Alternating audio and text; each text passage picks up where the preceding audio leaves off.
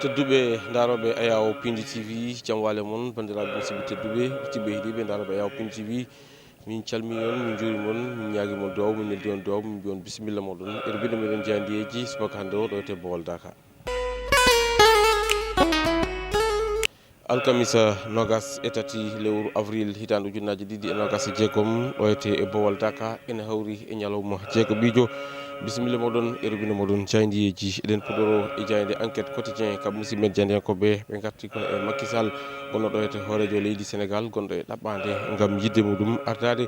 poste secrétaire général des Nations Unies kamɓe noon ɓe kolti kay ñalawma hanki o gonɗo ɗo ete hoorejo leydi Sénégal kanko Macky Sall o holliti yiyande makko yewti on ɗon fannu ko ɗum sababu no garti o holliti kay kanko mo anniyi wonde candidat mo ganduɗa kay ko nawtindagal leyɗele windere nde kala hono no wiiri jayde nde ganduɗa kañum woni jayde quotidien le quotidien ko hen arti ɓe mbitande ko Macky Sall kañum kay woni ko lelni golɗon ɗerewol muɗum golle ko yuti ala haali so tawi kay heeɓi ardade nden ɗon gollorte wiyetede secrétaire général des Nations Unies kanko noon warti holliti kay kanko mo o won secrétaire mo ganduɗa kay ko dendinowo ko noon kadi ñotowo ko noon kadi mo ganduɗa kay kañum woni daratoɗo ha gam wawde rendinde dendagal leƴƴi ɗi kala mbawa wonde potal ko noon kadi mawo ɓeydu ndenka ka ha tingti noon eko yuti ala haali conseil de sécurité sembe muɗum ma ɓeyde no hannirta ni yete ɗum ina tawe e jande ganduɗa kay kañum jande quotidien le quotidien jande les échos ko hen arti kono noon kam musidmen janiyankoɓe ɓe ɓuuri artude ko eko yuti ala haali ñalawma janggo oɓe kolliti noon wonde kay omo ganduɗa kañum woni e janggo wonande kay honorable député Farba Ngom kam e omo ganduɗa kañum woni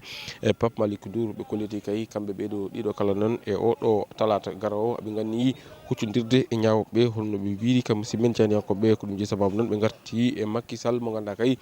kañum nene hucciti eɓe ganduɗa kañum goni toon to ko ganduɗa kañum woni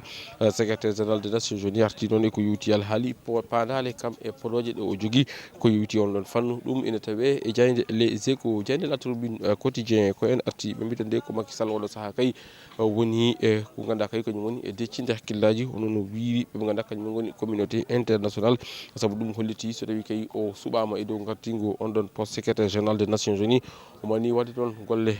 payodinde hono no wiiri e jande nde arti ko yuti ala haali e ñawoje omo ganduɗa kañum woni Ismaïla Madior Fall ɓe kolliti kay maître Clédor Ly tawtoyi ngal ɗon diɗɗal avocat ji wonande omo ganduɗa kañum woni Pape Malick omo ganduɗa kañum wonande omo ganduɗa kañum woni Ismaïla Madior Fall ɗum ina tawe e jayde e tribune quotidien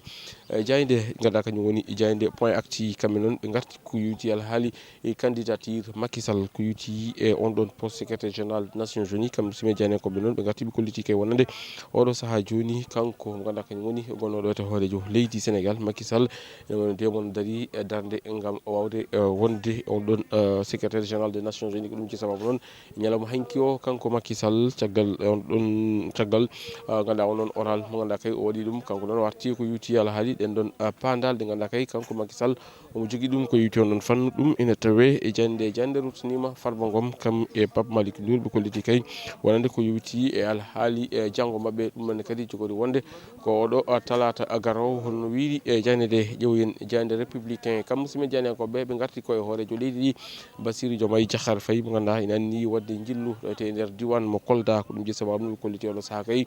won podoje kewɗe e oɗo saaha ina pattimo kanko mo ganduɗa kañum woni e Bassirou Diomaye Diakhar Faye holno wiiri jande ɓe duttanima noon ko yuti ala haali haute cour de justice omo ganduɗa kañum woni maître Clédor Ly tawtoyɗo diɗɗal avocat ji omo ganduɗa kañum woni Ismaïla Madior Fall bandiraɓe musidɓe tedduɓe hettiɓe heeɗiɓe daroɓe ayaw pindi tv ko ɗum woni komin kemno rubinandade ko sifa e kelle gadan yoga e jayndeji leydi Sénégal adi meɗen e ruɓiɗo jayndeji wonata ko janggo ɗo ete Bowol Dakar soko weeli keno ɗo e nden min bo jokke ɗoftade kam e rewidade programme uji pindi tv Allah jarama on jarama.